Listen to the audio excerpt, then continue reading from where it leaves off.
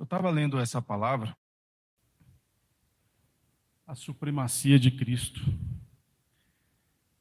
Eu, com 10 anos de idade, eu era um pouco menor do que isso aqui. Eu cresci muito rápido, até os 16 anos, eu tinha essa altura que eu tenho, 15 anos. Mas pensa no caboclo que morria de medo. Eu não tinha medo, não. Para ter medo, eu tinha que ter muito mais coragem.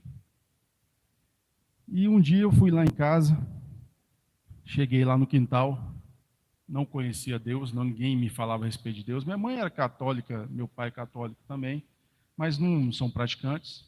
Hoje praticam muito mais, mas na época não tanto. E eu não sabia com quem recorrer. Fui lá no fundo do quintal, na casa dos meus pais, ajoelhei e falei: Deus, se o Senhor existe, verdadeiramente se o Senhor existe, me ajuda com esse medo. Mas eu não tinha medo não, gente. Para ter medo, eu tinha que ter mais coragem.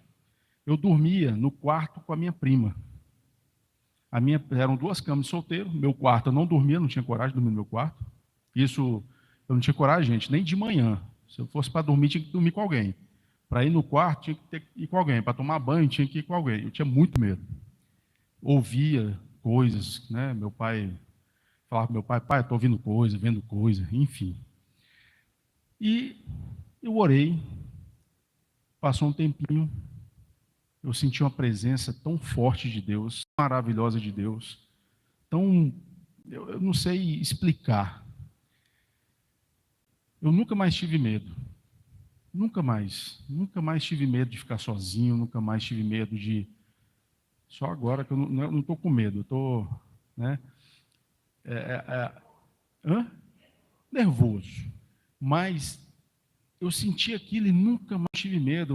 Eu consegui dormir sozinho. Meus pais viajavam, eu ficava sozinho na casa. Agora você pensa um homem desse tamanho com medo. Era tão grande, gente, só para explicar para vocês. Eram 2 camas onde eu dormia com a minha prima. 2 camas solteiras, eu dormia em uma, ela dormia em outra, mas quando eu tinha medo, eu dormia entre ela e a fresta da parede, enrolado, parecendo uma borboleta. Naquele cantinho. O pé, se ficasse para fora, menino do céu, pensa, a cabeça era só o nariz, ó, suficiente para respirar, até o dia surgir novamente. Mas vamos lá, diante disso, por que eu falei isso? Porque o nosso Senhor é poderoso para tirar o medo, tirar o vício, ressuscitar, fazer o que é necessário para transformar a vida de todos nós. E com isso, eu queria ler a palavra que está em Hebreus 1, do versículo 1 ao 14. Quem puder me acompanhar, acompanhe aí, gente. Lá está assim: antigamente Deus falou muitas vezes e de muitas maneiras aos pais, pelos profetas. Mas, nestes últimos dias, nos falou pelo Filho, a quem constituiu herdeiro de todas as coisas, e pelo qual também fez o universo. O Filho, que é o resplendor da glória de Deus e a expressão exata do seu ser, sustentando todas as coisas pela sua palavra poderosa. Depois de ter feito a purificação dos pecados, assentou-se à destra da majestade, nas alturas, tendo se tornado tão superior aos anjos, quanto herdou o mais excelente nome do que eles. 5. Pois, a qual dos anjos Deus em algum momento disse: você é meu filho, hoje eu gerei você? E outra vez: eu lhe serei pai, e ele me será filho? E novamente, ao introduzir o primogênito no mundo, diz: e todos os anjos de Deus o adorem. Ainda, quanto aos anjos, diz: aquele a seus anjos faz ventos, e a seus ministros labaredas de fogo. Mas, a respeito do Filho, diz: o teu trono, ó Deus, é para todo sempre. Cetro de justiça é o cetro do teu reino. Amaste a justiça e odiaste a iniquidade. Por isso, Deus, o teu Deus, te ungiu com óleo de alegria, como a nenhum dos teus companheiros. Diz ainda: no princípio, Senhor, lançaste os fundamentos da terra, e os céus são obras das tuas mãos. Eles pereceram, mas tu permanecestes. Todos eles envelhecerão, como vestes, como veste. Como manto tu os enrolarás, e como roupas serão igualmente mudados.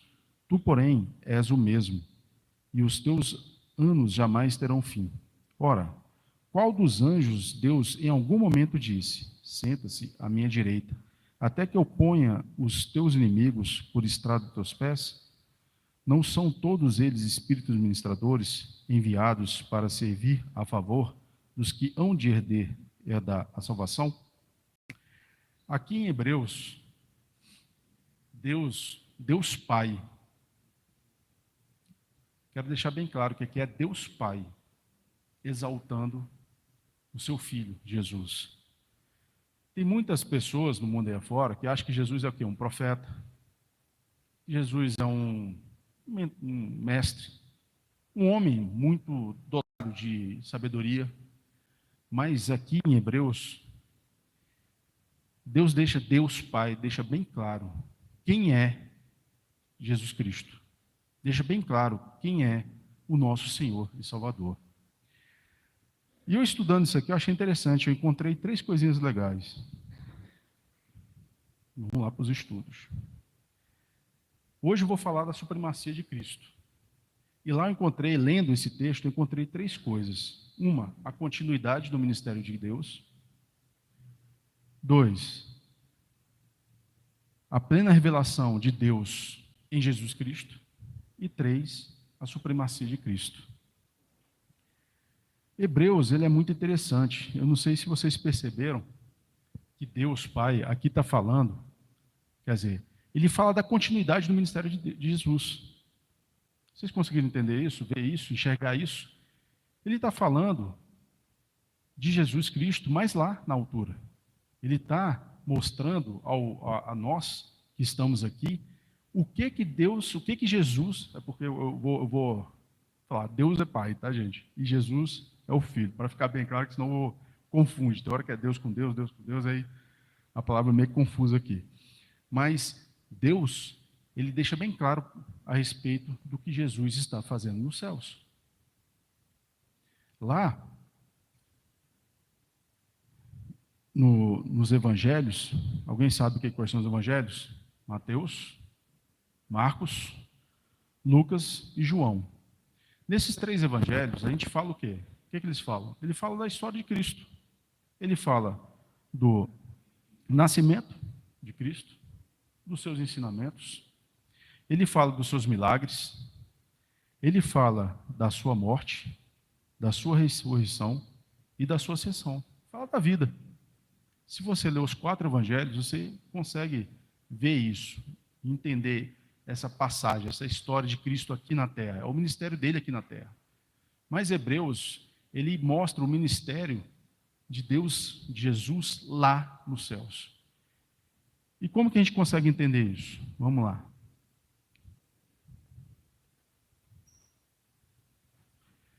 Nos primeiros 4 versículos, né, o Pai, ele mostra a plena natureza de Jesus Cristo. Como que ele mostra essa natureza? Lá você, lendo, eu acabei de ler a palavra, você consegue ver.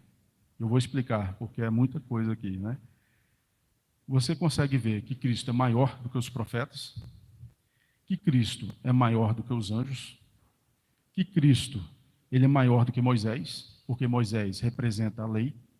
Alguém está entendendo o que eu estou falando? Tá. Que bom. Mostra que Cristo é maior do que Arão. Arão representa quem? O sacerdócio.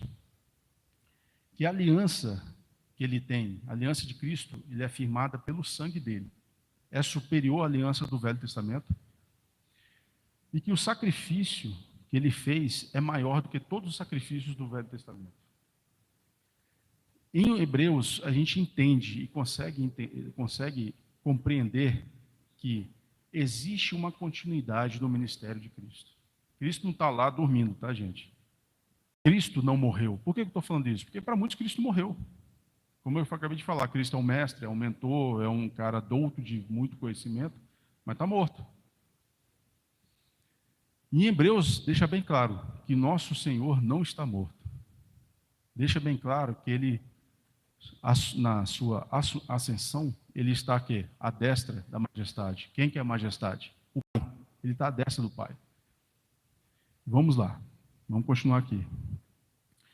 Então, o que a gente pode ver? Vou ler de novo os 4 primeiros versículos. Antigamente, Deus falou muitas vezes e de muitas maneiras aos pais pelos profetas. O que Deus está falando aqui? Antigamente, no Velho Testamento, quem que era a voz de Deus? Os profetas. Quem que conseguia acessar Deus? Os profetas. Profetas, sacerdotes e reis. Eram os únicos que tinham acesso a Deus. Eram os únicos que tinham acesso ao Espírito Santo. O Espírito Santo vinha, por meio deles falavam ao povo, ao rei, a um profeta, a uma nação, enfim. Era só essas 3 pessoas que tinham acesso. Quando Cristo veio, o que aconteceu? Todos nós passamos a receber. Quer dizer, quem aceita, né? Quem crê, quem acredita que Cristo é nosso Senhor e Salvador, o único e suficiente Deus, passou o quê? A receber o Espírito Santo. E nós somos tabernáculo, templo do Espírito Santo. Então nós agora temos acesso. Todos nós temos acesso. Por isso que a aliança de Cristo, ela é superior à aliança do Velho Testamento. Então, Deus revelou algumas coisas, algumas características que a princípio não eram tão claras, lendo o Velho Testamento. Só para me explicar melhor. O Velho Testamento, ele fala ali de Gênesis até Malaquias. É Malaquias o último livro? Tem o professor aí para mim, né? Então, é isso mesmo, até Malaquias. O conhecimento a respeito da revelação de Deus, ela é progressiva. Ela é feita progressivamente. A justiça, a ascensão, os sonhos, os planos de Deus para a humanidade. E quando veio Cristo, ali se findou todas as profecias, se findou todas as revelações. Cristo se fez o sumo sacerdote, o supremo sacerdote, né? O rei supremo, Senhor dos senhores, rei dos reis. Ali, em Cristo, o Velho Testamento, ele simplesmente foi uma sombra, né? uma progressão da revelação do Pai em seu Filho Jesus Cristo. Vamos lá. Olá, então Cristo, Deus revelou o Filho de 4 formas. Por meio da criação. Como que Deus, né, ele revelou o seu Filho, ou se revelou, né, por meio da criação? Lá em Salmos 19:1 fala o seguinte: os céus revelaram a glória de Deus e o firmamento proclama as obras de suas mãos. Pela criação, nós conseguimos ver a existência de Deus. Vocês já pararam para ver a natureza? Eu, quando eu vi a natureza, falei assim: rapaz, como é que um homem consegue criar alguma coisa aqui? Alguém já teve esse pensamento? Ou só eu? Sou eu que viajo na maionese quando estou sozinho. Você tem? Eu, quando sento, às vezes, lá em casa eu consigo ver o RK lá do RK, eu consigo ver Sobradinho quase toda, né? Porque lá do RK, o RK um pouco mais alto, não sei se vocês conhecem a região ali no RK. Aí, do RK eu consigo ver Sobradinho, ver de Nova Colina, consigo ver Alto da Boa Vista, se estou certo. Né? Só que é um pouquinho mais longe, tá? Não é a visão do super-homem, não, tá? Então, eu consigo ver tudo. Aí eu fico pensando assim: nossa, cara, como que é bonito. E de noite, então, fica mais legal ainda, que eu vejo vizinhas, né? Eu brincava com o pessoal aqui, que de lá de casa eu conseguia ver a igreja, só que eu errei endereço. Na verdade, não conseguia ver, não. Conseguia ver o prédio aqui da administração e a igreja antiga, a nossa antiga proposta, né, era ficar ali na quadra 17. Então, não conseguia ver. Mas eu ficava falando, não, é ali, é ali. Aí eu ficava pensando: um dia eu vou vir aqui à noite, vou soltar uns fogos de artifício e vou pedir para alguém ver lá em casa, ver se consegue me ver. Faz ideia. E eu ficava pensando assim: nossa, como é lindo. Hoje, pela manhã, eu achei mais interessante ainda. Não sei se vocês perceberam, de manhã, a lua tinha uma estrelinha pequenininha que diz que é Vênus. A lua estava só um arco. Era a coisa mais linda, o céu rosado, né? O início do dia, né? do anoitecer para amanhecer. Coisa mais linda. Eu falei assim: Deus, como você é maravilhoso. Assim, não dá para o homem, vamos ser sinceros, gente, não dá para ficar pensando em Big Bang. Eu vou falar que nem um amigo meu falou, gente, ó, vocês podem até acreditar no Big Bang, na ciência, mas, rapaz, eu não nasci do macaco, não. Eu também não vim do macaco. Eu creio muito bem que Deus nos fez. Botou a mãozinha dele lá, criou o homem do barro, tirou a costelinha de Adão, fez a mulher, um ser maravilhoso, graças a Deus por isso, entendeu? Então, assim, a gente tem que entender que por meio da criação, por meio das florestas, dos rios, dos vales, dos relevos, dos continentes, dos mares, a gente consegue contemplar a existência de algo superior a nós, de algo majestoso, maior. Não é possível que isso aqui foi de um Big Bang e levou milhões de anos. Ou a gente crê no que está escrito aqui, ou a gente crê na ciência. Aí uma reflexão para vocês. Outra forma que Deus se revelou. Gente, eu estou gripado, a garganta está seca. Não adianta tomar água não vai ficar seco do mesmo jeito. Mas vamos lá. Vou tomar um pouquinho aqui. Outra forma que Deus se revelou, por meio de uma noção moral. Noção moral. O que é noção moral? Uma consciência do que é certo e errado. Isso lá está em Romanos 2. É o capítulo inteiro. No capítulo inteiro ele fala a respeito do que é certo e errado. Do julgamento, do cuidado de ser julgado e não julgado. E lá ele fala claramente que da forma que você é julgado, da forma que você julga, você será julgado. Então Deus também se revela através da sua consciência.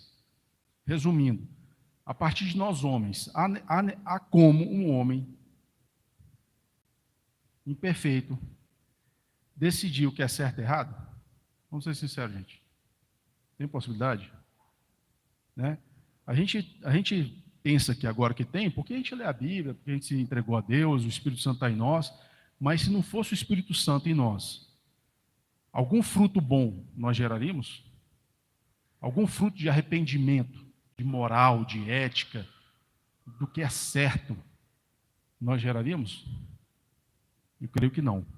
Eu creio que a nossa bondade, a nossa paz, a nossa certeza do que é bom, a nossa atitude correta, a nossa postura de querer ver o melhor para os outros, para a humanidade, vamos dizer assim, servir, vem de Deus. Eu não creio que de nós mesmos podemos gerar algo que seja bom. Como a palavra fala, bom mesmo é só o Pai. O próprio Cristo fala isso, bom mesmo é só o Pai.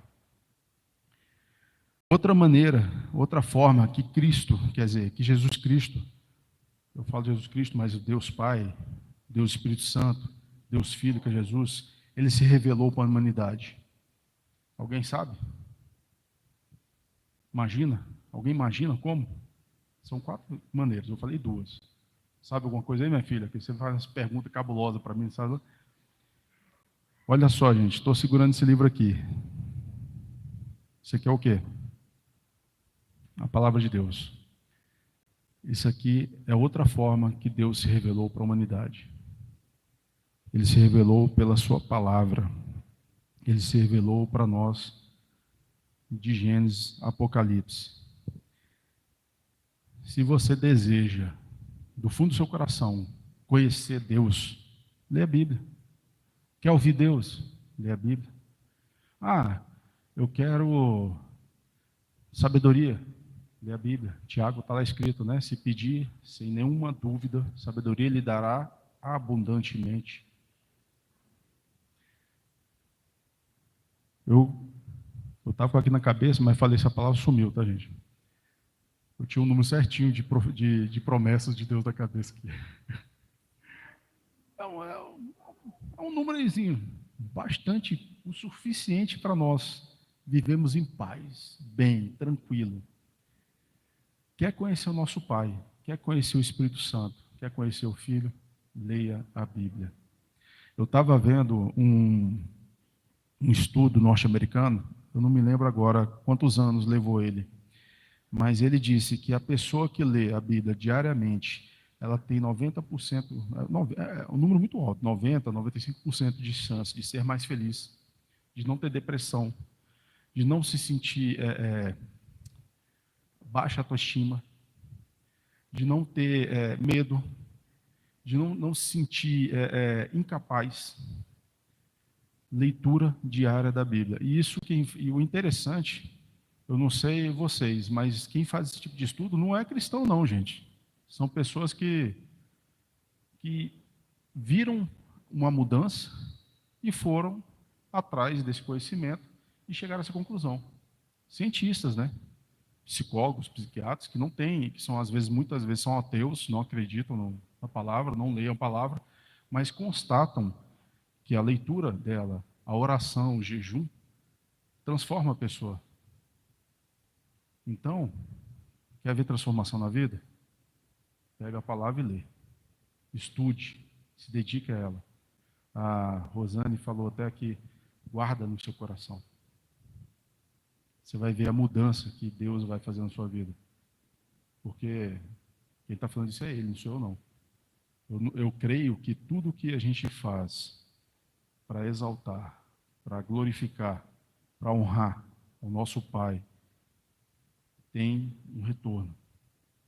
Alguma coisa acontece, e com certeza é boa, porque Ele fala na sua palavra que eu tenho, né? Meus pensamentos para ti são bons, a modo de gerar no futuro, um futuro bom, perfeito e esperança, né? Continuando. E outra forma que Deus se revelou para nós? Alguém sabe? Essa está mais fácil do que a Bíblia. Ninguém? Só eu? Descobri há pouco tempo também. Sabe qual outra forma que Deus se revelou para a gente? Eu falei 3, né? Até agora. Alguém lembra aí? Vocês não estão nem lembrando, né, gente? Vocês estão tá que nem eu, né? Precisando ler tudo de novo aqui, né? Criação, natureza, noção, né? Consciência, né? Do certo e errado, as escrituras. E qual outra forma, gente? Jesus.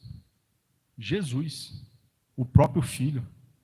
O próprio Filho mostra a real revelação e natureza e plenitude do Pai na Terra. Eu estou falando alto? Porque eu não sei se estou falando alto, porque a última vez que eu falei, todo mundo falou assim, André, não saiu nem sua voz.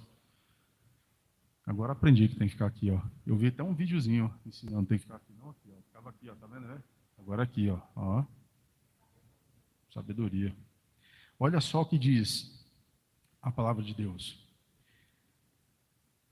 Deus também se revelou por meio de seu Filho Jesus. Lá em João 1,4. E o Verbo se fez carne e habitou entre nós, cheio de graça e de verdade. E vimos a sua glória, glória como do unigênito do Pai. Então, nós podemos ver a existência do Pai, a glória do Pai, a plenitude do Pai, a face do Pai em Cristo.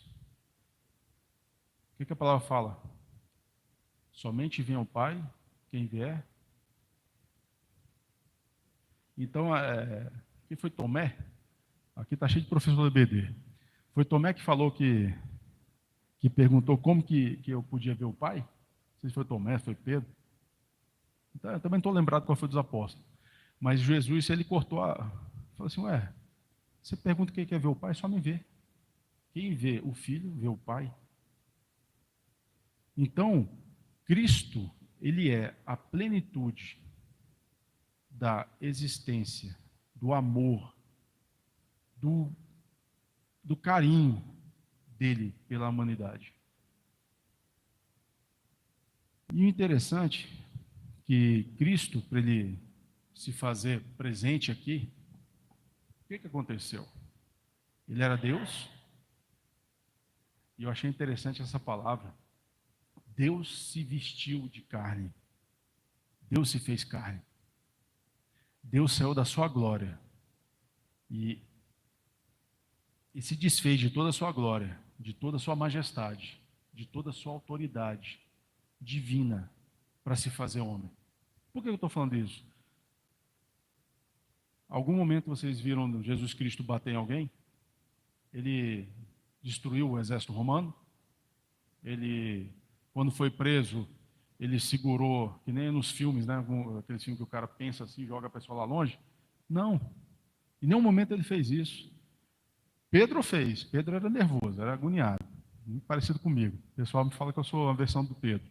Pedro chegou lá, o soldado chegou, ele já pegou a faquinha, acho que era a faca cega, né?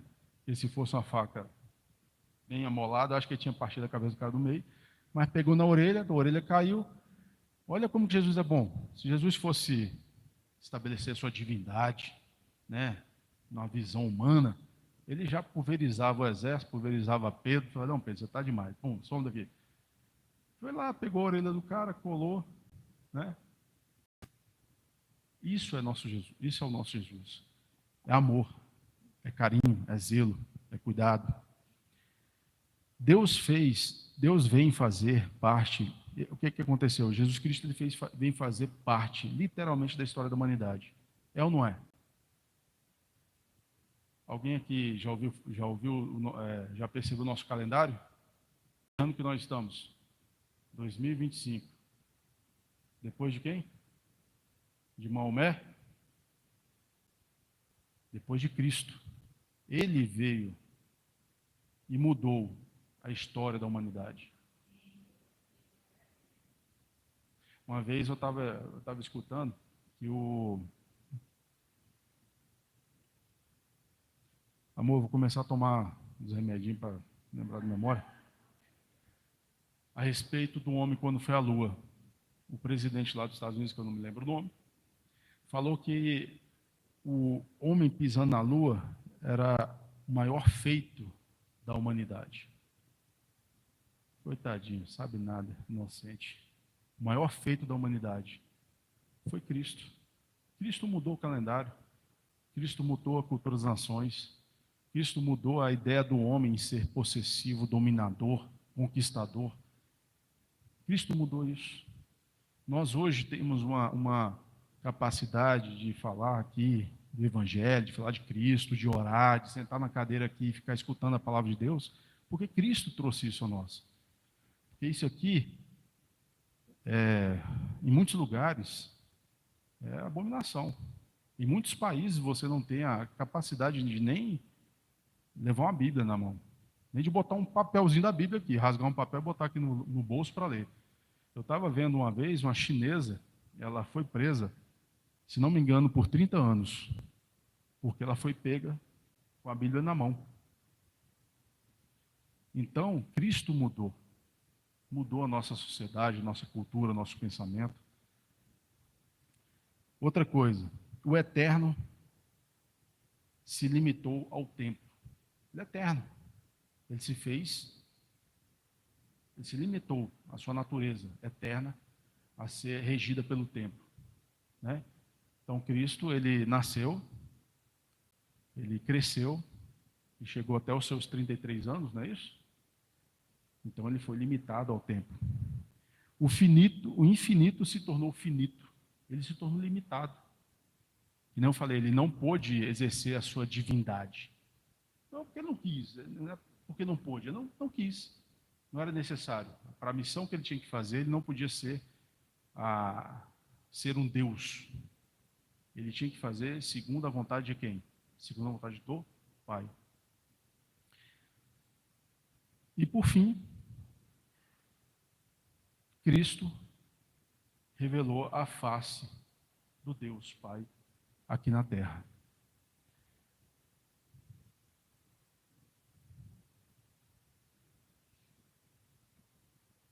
E outra coisa que também achei interessante, agora entrando novamente na nossa palavra aqui, a supremacia de Deus. O que é a supremacia?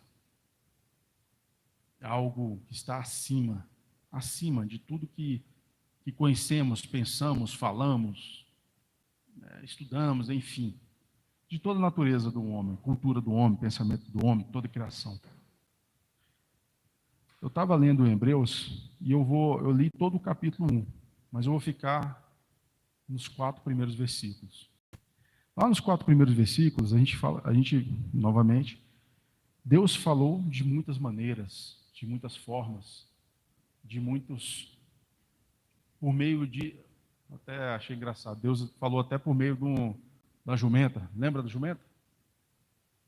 E ainda a palavra fala, se ninguém suscitar a Deus, as pedras falarão.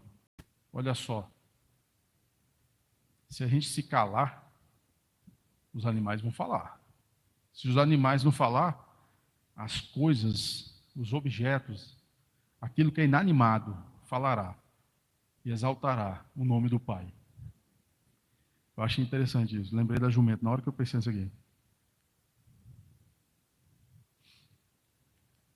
Aqui, quando a gente fala assim, quando Deus fala assim, de muitas formas eu falei, e de muitas maneiras eu falei aos pais, por meio de quem? Dos profetas. Aqui a gente consegue entender e perceber que Jesus Cristo é o quem? É superior a quem? Aos profetas. Os profetas falam da parte de Deus. A quem? Aos homens. E aos homens falam a Deus por meio de quem? Dos profetas. Que nem eu falei antigamente. Antigamente, no Novo Testamento, se um homem quisesse falar com Deus, ele vinha falar com o profeta. Lembra quando Davi ia para a guerra? Quando Davi, Esaú, quem mais? Salomão, quem? Vamos aí, gente. Sei que lembra aí. Enfim, Josué. Eles consultavam quem? Um profeta. E esse profeta consultava quem?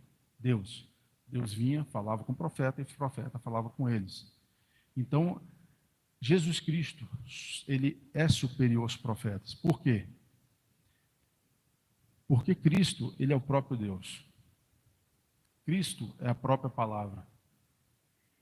Então, ele é superior aos profetas. Ele não precisa dessa transição. Ele é o próprio meio, ele é a própria ferramenta que acessa o coração do Pai. Ele é o nosso advogado, ele é o nosso Senhor, ele é o nosso mestre, ele é o nosso mentor, ele é o nosso Deus. Continuando, versículo 2. Mas nestes últimos dias nos falou pelo Filho, a quem constituiu herdeiro. Herdeiro de quê, gente? De tudo. Quem pode ser herdeiro? Só se for filho. Concorda? Então, Cristo, para ser herdeiro, ele tem que ser filho. Deus não vai dar a sua herança aos anjos, ao homem, sei lá, alguma coisa de sua criação. Ele vai dar ao filho. Jesus é dono de tudo que é visível e de tudo que é invisível, de toda a criação. E toda a criação pertence a Ele. Tudo foi feito por Ele e para Ele. Continuando. De todas as coisas, e pela qual também fez o universo. Olha só. Cristo, Deus Pai, por meio de Cristo, fez todo o universo. Conseguiu entender? Deus Pai, por meio de Cristo, fez. Mata alguns pensamentos que falam que Cristo nasceu, que Cristo ele foi gerado. Não. Cristo já estava lá, antes de tudo ser criado, antes de tudo ser contemplado, antes da existência, antes do que nós imaginamos hoje como universo, como planeta, como vida, como existência. Cristo já estava lá. E ele foi a mão que Deus usou para criar todas as coisas. Continuando. Deixa eu vir aqui para a palavra. O Filho, que é o resplendor da glória de Deus e a expressão exata do seu ser. Olha o que Deus está falando aqui. O Filho, o meu Filho, Jesus, ele é o resplendor de quê? Da minha glória. O que é glória, gente? Remete ao quê? Poder. Remete ao quê? Existência, força, beleza, magnitude, majestade. Cristo é o resplendor da glória. Cristo é o resplendor da glória de Deus. É a expressão do seu ser. que é a expressão do seu ser, gente? A imagem, a semelhança. Por exemplo, pessoas quando me veem, lembram do meu pai. E olha que eu já falei, ô meu pai, pensa num homenzinho judiado. Minha mãe bonitona, podia ter puxado minha mãe, né? Ah, puxei meu pai, glória a Deus. E quando, e quando falamos de expressão de ser, é quando eu vejo uma pessoa, eu lembro da outra. Então, quando eu vejo Cristo, eu lembro do Pai. Quando eu vejo Cristo, eu vejo o Pai. Aí eu até falei com a minha mãe, eu falei, mãe, o que você viu no meu pai? A minha filha está de testemunha aqui, né? Tem uma foto do meu pai em Caldas Novas. Gente do céu. Está eu de um lado, está o meu sobrinho do outro, meu primo. Ele está assim, ó. Você não sabe se ele está de frente ou se ele está de lado. De tão magro que ele era. Meu pai tinha uns 48 quilos que ele pesava. Era só a pele e o osso. Como diz o pessoal, o chassi de grilo. Mas Deus é bom, puxei meu pai, bonitão. Graças a Deus, estou casado com a bênção aí. Maravilha. Deus, ele é misericordioso e muito bom. Já podia parar a palavra agora. Só nisso. Obrigado, Senhor. Continuando. Vamos parar com isso, tá, gente? Para de brincadeira comigo. Isso é bullying. Continuando. Sustentando todas as coisas pela palavra poderosa. Olha só. Toda a criação de Deus é sustentada pela palavra poderosa. E quem é a palavra poderosa? Quem é conhecido como palavra? Jesus. Tudo, gente. Tudo. Eu sou sustentado pela palavra, você é sustentado. Até quem não acredita é sustentado por todas as coisas. Aqui fala bem claro. Todas as coisas são sustentadas pela palavra poderosa. Qual palavra poderosa? Jesus. Não sei se vocês perceberam, eu não terminei ainda, mas vocês perceberam que tudo que Deus fala, Deus Pai fala, é para revelar Cristo? É como se fosse assim, só para vocês entenderem. É o Pai que acha o Filho o máximo. Ele tem assim uma alegria, um amor, um carinho enorme pelo Filho. É isso que o Pai faz. Ele está aqui exaltando, ele está declarando, ele está proclamando a vida do Filho em todas as coisas. Herdeiro, sustenta todas as coisas, tem domínio e poder sobre todas as coisas. Esse é o Pai falando do Filho. Continuando. Deixa eu ver onde que eu parei. Aqui é o óculos, ó. Nunca mais comprou óculos bifocal. Depois, aqui, aí fala, né? Sustentando pela sua palavra, depois de ter feito a purificação dos pecados. O que é a purificação dos pecados? Alguém sabe me dizer?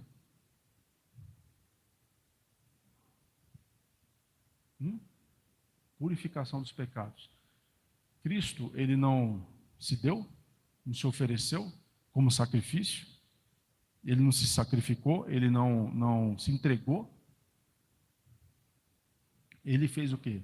Após a purificação dos pecados, ele com essa atitude ele se tornou o quê? Superior a quem?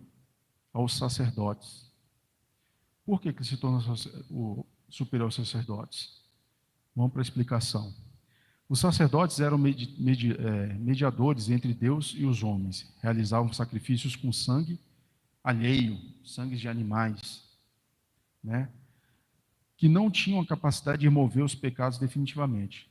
Todo ano, todo mês, ou todo pecado, você tinha que matar um animal, seja ele bode, boi, pomba, ou você fazer aqueles sacrifícios, não sacrifício, né? Você queimava incenso, né?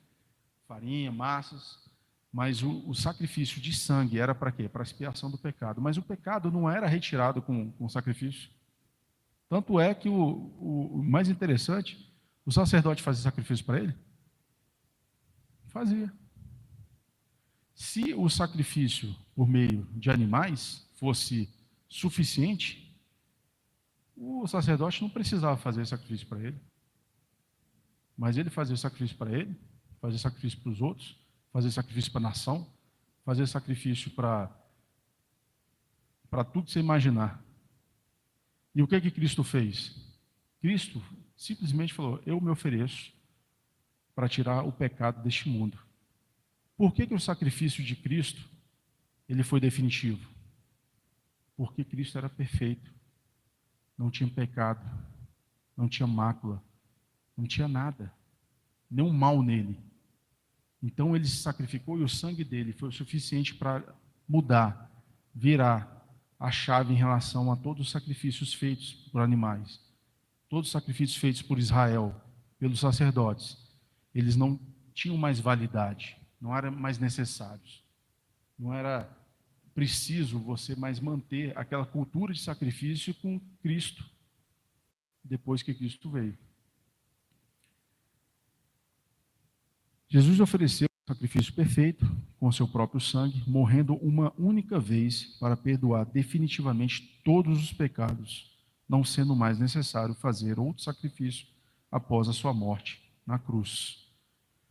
O sacrifício de Cristo o tornou ele o sumo sacerdote.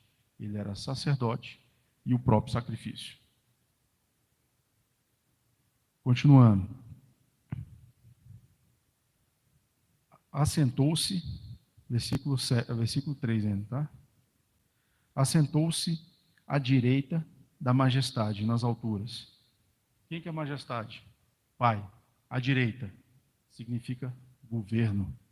Quem senta à direita do rei, quem senta à direita da majestade, está autorizado pela majestade a dominar, a governar, a estabelecer o que ele entende como certo e errado. Jesus é maior do que todos os reis. Por quê? Porque ele sentou à direita do Pai. Ele está à destra da majestade. Ele governa sobre tudo e todos. Ele tem plena autoridade sobre todo tipo de governo e poder, dirigindo a história para a consumação até o fim dos tempos. Jesus voltará como Senhor dos senhores, Rei dos reis, e colocará todos os seus inimigos debaixo dos seus pés. Julgará a todos conforme o registro que estão nos livros das obras e no livro da vida, estabelecendo definitivamente o seu reinado por toda a eternidade. E por fim, deixa eu ver se aqui é o fim, gente. Tornou-se superior. Aqui, ó. No 4, tendo se tornado tão superior aos anjos, quanto herdou mais excelente nome do que eles. Por que Deus está falando isso? Deus fala a respeito do resplendor, fala a respeito da expressão, fala a respeito do suporte, do sustento que Cristo faz ao universo, né, da subsistência, fala a respeito que ele senta à direita, e ele fala agora a respeito que ele é maior e superior aos anjos. Por quê? Existe uma doutrina no judaica, se não me engano, que Cristo ele é conhecido como Miguel, arcanjo Miguel. Cristo é um anjo. Muitos judeus e muitos estudiosos do judaísmo, mais para a linha mística, eles encontram referências que Cristo é um anjo, como se fosse o Miguel. O anjo Miguel é como se fosse o Cristo, o Todo-Poderoso, que é aquele que Deus estabelece para fazer as coisas que eles precisam. Por exemplo, subjugar a nação, estabelecer um novo reino, enfim. Então Deus aqui deixa bem claro, o meu filho, ele é superior aos anjos. Filho não é anjo. E se a gente for ver aqui no que a gente leu, tá assim, os anjos são criaturas de Deus, porém Jesus é o Filho. Herdou um nome mais excelente do que eles. Lá no versículo 7 fala assim, ao introduzir o primogênito no mundo, diz, e todos os anjos de Deus o adoram. Jesus Cristo, ele é adorado. Por quem? Pelos anjos, por mim, por você. Não é os anjos que são adorados, e sim Cristo que é adorado. No versículo 8, o teu trono, olha só, olha como que isso aqui é, vou até ler porque isso é lindo. Cadê o 8? Está aqui. Mas a respeito do filho diz, olha quem está falando. Pai, é o Pai que está falando. O teu trono, ó Deus, Olha só, o teu trono, ó Deus. Deus chamando Jesus de Deus. Quem tem trono? É Deus. Quem tem trono? Uma autoridade, um rei. Quem tem trono? Alguém que é estabelecido como rei. O teu trono, ó Deus, é para todo sempre. Cetro de justiça e cetro de justiça é o cetro do teu reino. O que Deus está falando? O próprio Deus Pai está falando que Jesus Cristo é Deus. Então, a gente quebra aí todas as linhas de pensamento que Jesus Cristo é só um profeta, ou um sacerdote daquela época, ou um anjo, ou um lugar e falar a respeito das coisas. Deus estabelece claramente, o meu filho, ele é Deus, e Deus chama ele de Deus. E para finalizar, quem puder me ajudar aí, por gentileza, lá em Colossenses 1, de 15 a 17,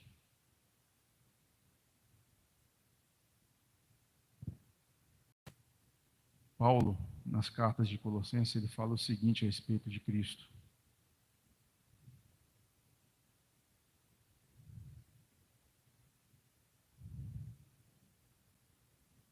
Colossenses 1, de 15 a 17. Olha só o que Paulo fala. Ele é a imagem do Deus invisível, o primogênito de toda a criação, pois nele foram criadas todas as coisas, nos céus e sobre a terra, as visíveis e as invisíveis, sejam tronos, sejam soberanias, quer principados, quer potestades. Tudo foi criado por meio dele e para ele. E ele é antes de todas as coisas. Nele tudo subsiste. Ele é a cabeça do corpo, que é a igreja. Ele é o princípio, o primogênito dentre os mortos, para ter a primazia de todas as coisas. Porque Deus achou, 19, porque Deus achou, por bem que nele residisse toda a plenitude. Esse é o nosso Deus, esse é o nosso Cristo. Ele não é um homem, ele é o homem, o maior que andou na terra. Ele é um Deus que tem autoridade, que tem um trono, que anda, que fez a vontade do Pai aqui quando andou na terra. Ele não se fez maior, ele sempre se colocou debaixo da vontade e da obediência do Pai. E por esse motivo, o Pai o exaltou, o colocou acima de todo nome, acima de toda criação. Ele estabeleceu Cristo como nosso único e suficiente Deus e Senhor. Ele deu o seu Filho por nós, para nos fazer, hoje, dignos de estar aqui, conversando, estudando, lendo e falando sobre a palavra, e podendo ser transformados pelo Espírito Santo. Mas para isso, nós precisamos aceitar e recebê-lo como único e suficiente Deus. Puder vir para cá, meu querido.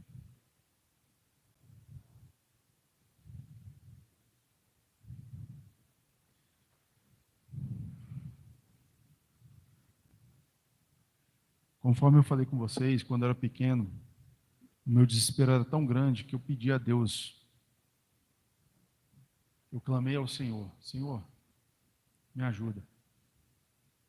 O negócio era tão sério que meu pai me levou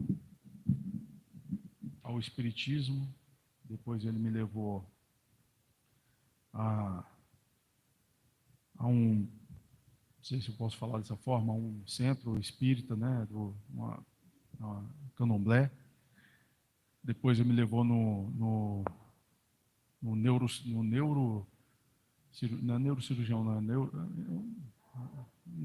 isso, nesse cara aí mesmo, para ver, para me estudar, para entender de onde que vinha tanto medo, de tanto pavor.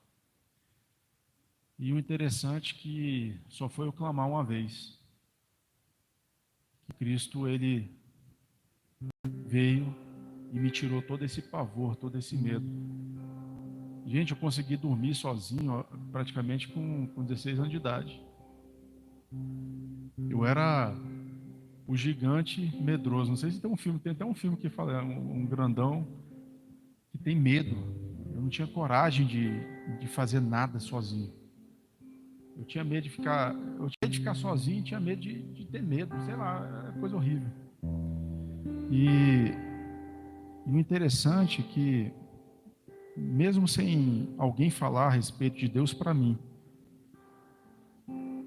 eu creio que o Espírito Santo falou no meu ouvido. E eu naquele dia falei: Deus, se você existe, me ajuda. E eu queria que vocês hoje parassem, nesse exato momento, para refletir o que Deus precisa ajudar vocês. O que Deus precisa fazer para Ele poder entrar na sua vida, entrar no seu coração, dirigir o seu coração, conduzir a sua vida, conduzir o seu trabalho, a sua família, os seus estudos, o seu andar, o seu deitar, a sua forma de se alimentar, de falar com as pessoas, enfim, a sua vida. O que Deus precisa? Eu, naquele dia, eu precisava de algo maior do que o meu medo. E, conforme eu falei, Jesus Cristo é superior ao meu medo. E eu tenho certeza que Cristo é superior a qualquer necessidade que você estiver vivendo agora. Ele é superior ao medo, Ele é superior à pobreza, à escassez, Ele é superior às batalhas, às guerras. A gente leu aqui, a gente cantou aqui que Ele é forte para batalhar e para salvar. Cristo, Ele não é limitado. Cristo não tem limitações. Ele tem o poder de todas as coisas em suas mãos. Ele governa ao lado do Pai. O Pai deu toda a autoridade a Ele. Toda a autoridade aos principados, às potestades, aos governos, às nações, às autoridades, aos presidentes, aos homens, a tudo. Toda a criação é dele. Tudo que você consegue contemplar com seus olhos, sentir na sua pele, é dele. Então, encorajo vocês, quem não tiver tomado uma atitude dessa, um posicionamento, que tome. Aceite nosso amado Jesus como seu único e suficiente Deus. Permite Ele cuidar da sua vida, permite Ele colocar você no colo dele. Permita que Ele te abrace, te beije. Permita que Ele te ajude a dormir. Permita que Ele te dê coragem a não correr e dormir no meio dos seus pais, que nem eu fazia. Pegar o colchão e sair correndo desesperadamente do meu quarto, altas horas da noite, para correr e abrir a porta do meu pai desesperado. Pai, deixa eu dormir aqui. Porque o próprio Pai veio dormir comigo. O verdadeiro Pai de todas as coisas veio dormir comigo. Veio cuidar de mim, veio me botar no colo, veio tirar todo o medo que existia no meu ser. Ele possa tirar tudo isso de vocês. Todo o medo, toda a dúvida. Será que eu vou ter emprego? Será que eu vou ter dinheiro? Será que eu vou ser curado? Será que essa doença vai me vencer? Será que eu tenho capacidade de falar aqui na frente, de falar, de fazer uma prova, de estudar, de aprender? Eu me formei em 2002 em TI, e em 2022 resolvi fazer engenharia civil. E eu sou o mais velho da minha turma, não tem nem como eu não ser, né?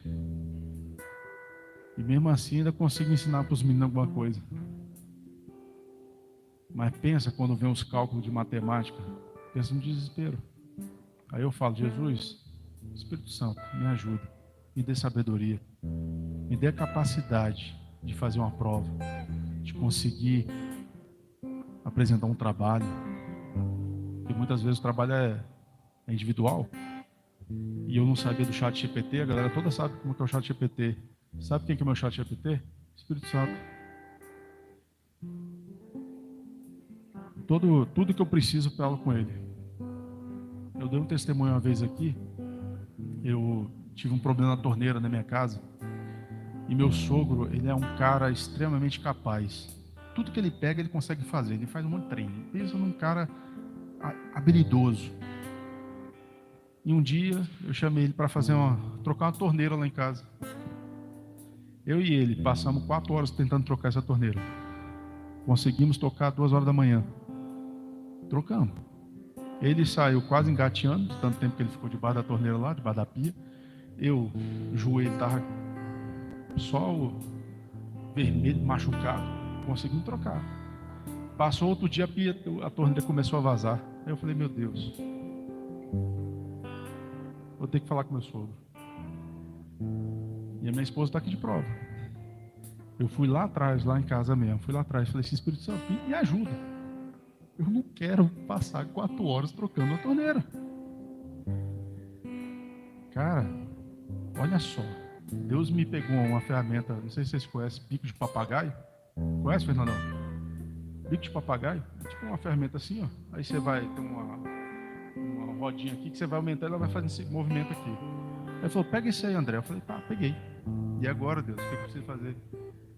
Pega isso em uma chave de fenda, uma Phillips, para segurar a chave para você torcer assim. Eu falei, só isso? Então tá, botei, encaixei a chave lá, conseguiu prender porque eu encaixei a ferramenta aqui, e assim a chave de bico de papagaio não caiu. Pronto, aí fui fazendo isso aqui, ó, bem devagarzinho, porque não tinha espaço. Cara, levei 15 minutos para encher a torneira. O Espírito Santo. O Espírito Santo entende sobre encanamento, sobre hidráulica, sobre torneira. Ele entende sobre isso. Então, se ele é capaz de entender sobre torneira, ele é capaz de entender sobre o que tem no seu coração, na sua mente, no seu corpo, na sua alma, a sua necessidade. Permita ele trabalhar em você, transformar você, melhorar você. Permita ele realizar os sonhos e os planos que ele tem para você. Permita isso, porque a vontade de Deus, ela é boa, perfeita e agradável para você. É o que eu desejo do fundo do meu coração para cada um de vocês. Que Deus abençoe a vida de vocês, em nome santo de Jesus Cristo. Amém.